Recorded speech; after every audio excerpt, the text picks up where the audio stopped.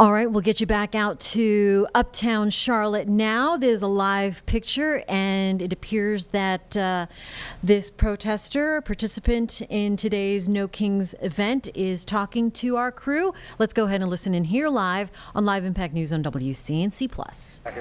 I am out here because some of my friends have been illegally detained in Florida. They have not been able to see a trial, and every time they go to see a trial, they have been detained, and therefore they're being accused of not attending a court date. We're so short on shit. It's very hard and it's very frustrating. Just why should people do this protest today? Well, it's peaceful, you know, it's peaceful, and we're just out there to make the word known, to see people and gather all together to just make sure that we are aware of, you know, we are not a monarchy. It is a democracy. Cool. That's all I got. I got to get back to the protest. Okay, I didn't do very good. I'm sorry. Oh, you're fine. Okay. Well, here, I'm sorry. No, you're.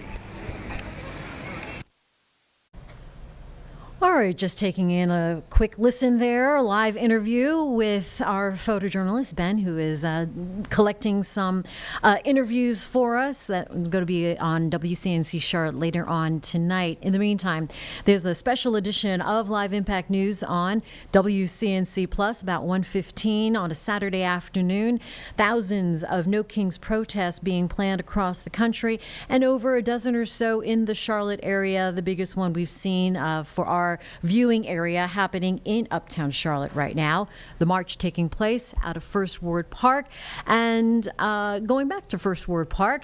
So as folks begin to close back in at the end of today's event, we're just gathering some of the sounds and sights here. Looks like Ben is walking fast, trying to get to the rest of the march and the participants heading back to the park.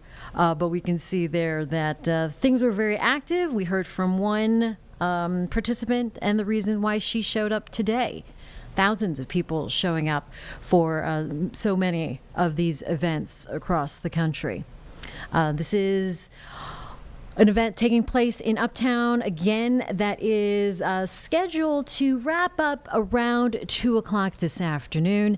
And it looks like he's caught up with his crew, the rest of the crew there. I know our Tradisha Woodard is also there gathering some sites and some interviews, talking to other folks. And just like Bria was explaining up in Statesville, people are showing up to the one in Uptown for their own reasons, whether it is trying to be against what's happening with these ICE raids, also speaking to the greater picture of what democracy is, and against what they're saying, authoritarianism, fascism.